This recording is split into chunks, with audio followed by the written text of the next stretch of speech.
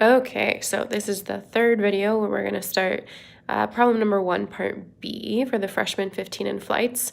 And this is where we're actually going to move into something that is different. So part A was a problem that we had covered as a previous application back in 6.3, but now to take this to 6.5, we're going to start talking about sample means. So this is how the problems will look different.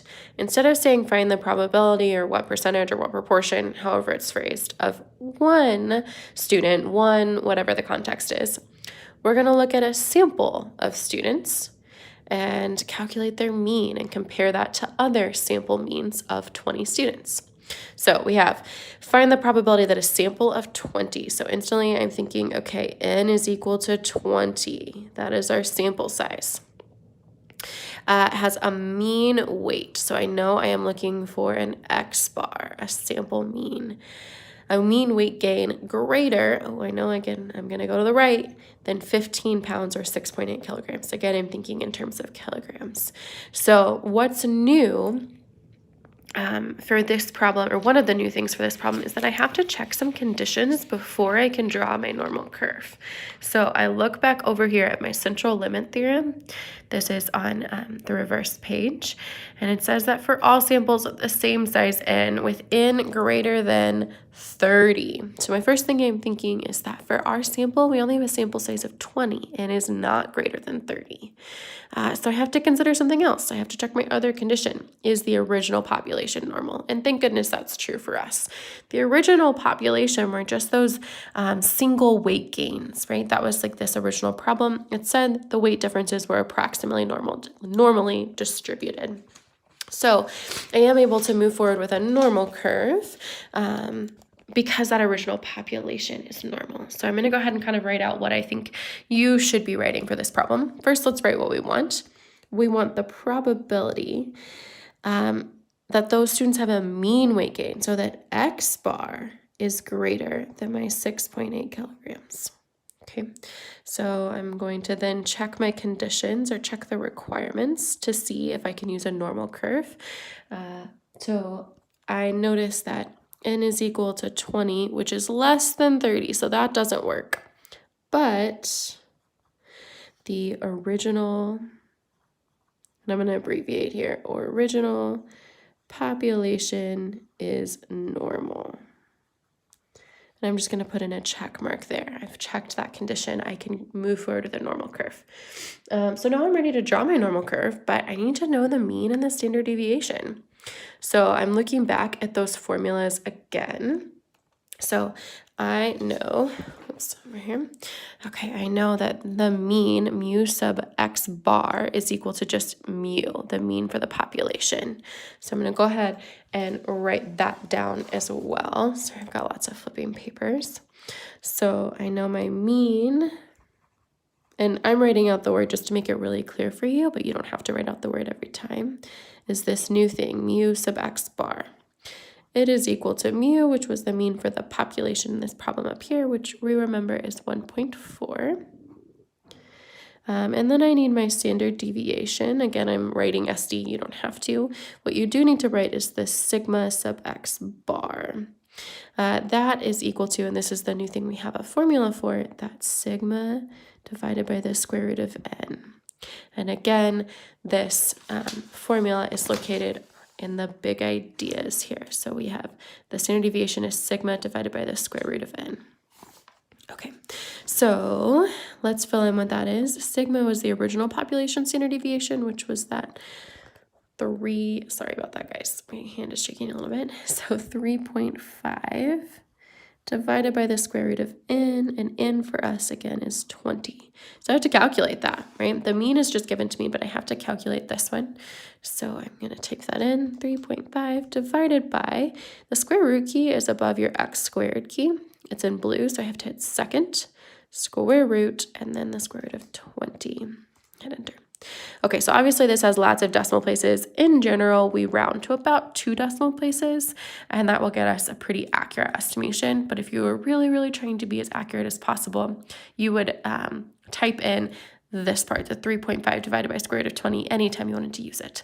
I'm going to round to 0.78. All right, so 0 0.78 is what I'm going to use as my standard deviation. Okay, so I have my new values that I'm going to use for my normal curve. So here we go. I'm going to sketch my normal curve. Okay, put my mean as 1.4, and then I have to fill in the 3 values above and below. So I'll have these all filled out on the file that I post, but I'm not going to take up time in the video writing them out each time. I am going to use the ones that are useful to me. I need to go up to 6.8, so I'm going to add until I get to 6.8. It's 1.4 plus my 0.78 plus 0.78 again, plus 0.78 again. That's my 3 standard deviations. So I have 2.18 for the first standard deviation above, 2.96 is 2 standard deviations above, and 3.74. Okay, so obviously I'm not going to get to 6.8 anytime soon. This is one of the first times we've seen this. 6.8 is clearly quite far down the number line here, right? Maybe 6.8 is way out here. Technically my curve continues, but it's really, really close to nothing at this point. Oops, don't forget to label. This is the normal curve with a mean of 1.4 and a standard deviation of 0.78. Notice it's a different normal curve from the one in the first problem. My standard deviation is different. So the area that I'm trying to shade for this one is almost non-existent. I'm just going to kind of use a little bit of color to show that this is the area I'm interested in, 6.8 and beyond. I expect this number to be super, super, super small. So let's see if that's how it works out. I'm going to use my new z-score formula. So again, it's still z is equal to the value, but the value I'm interested in now is a sample mean. So it's x bar minus the mean for sample means. So mu sub x bar divided by the standard deviation for sample means. I plug those values in. So the x bar boundary value I'm interested in is 6.8. And I subtract its mean, which is 1.4, and then divide by that standard deviation of 0.78. Okay, so I plug that in real quick. I have 6.8 minus 1.4, all in parentheses, divided by my 0.78. This is where I could have gone back up and selected the long decimal version, but it's not necessary. So let's see, what did I get? Okay, a z-score of 6.92. Obviously, that is greater than 3.5. It's not even going to be on table A, but let's look at an example of this. Again, I'm on the positive side, and I go down here and following my z-scores on the left-hand column to 3.5 and up. Obviously, 6.92 is up above 3.5. It says to just use 0.9999. So I will do that. But again, remember, I'm trying to find a right area. So that's not 0.9999. That's 1 minus that. So I'm going to try to make that really clear. I'm interested in the probability that z is greater than 6.92, which is equal to 1 minus the probability that z is less than 6.92. So I have to take 1 minus 0.9999 to get my 0.0001. Okay, so really the 0.9999 is what we get at 3.5, but anything higher than that just gets too many decimals. So really our probability is even smaller than this 0.0001. Okay, so I have my answer. I know what the probability is. I would write it out in a sentence, and of course this is about this sample. So we have 2 different answers. We have 2 different things going on here. We have the probability that one single student is selected and they have a weight gain of 6.8 kilograms or more. There's about a 6% chance, if I convert this to a percentage, 6% chance that I select a student with a weight gain that high. But if I take a sample of 20 and calculate their mean, there is less than a 0.01% chance that that sample mean is 6.8 or above. Those are 2 very different calculations. So my final question here is there evidence to support a legend or the legend of the freshman 15 that you gained 15 pounds or 6.8 kilograms? Remember, this is 6.8 kilograms during your freshman year, the September to April. So I obviously, this is where in class I would ask you what you think. So I'm going to go ahead and kind of tell you what I'm thinking. It's pretty unlikely to choose a single student that gets a weight gain of that much. And it's definitely very unlikely for the entire, or for a sample to have an average that high. When we're talking about a legend, we're talking about people in general, we're talking about that average. Having an average that high is very, very unlikely. So I think the answer here is no. There's not evidence. Let's rephrase what I just said. It is unlikely. And I'm going to talk about the first, just one student at a time first. So 0.0618 probability for a single student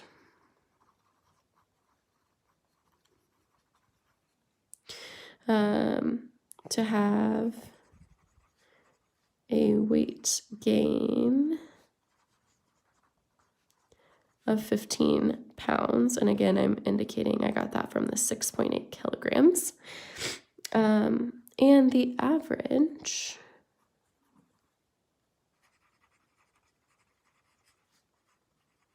for a group of 20 students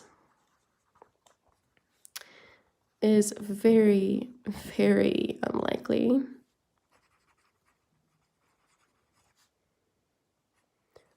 to be 6.8 kilograms or higher.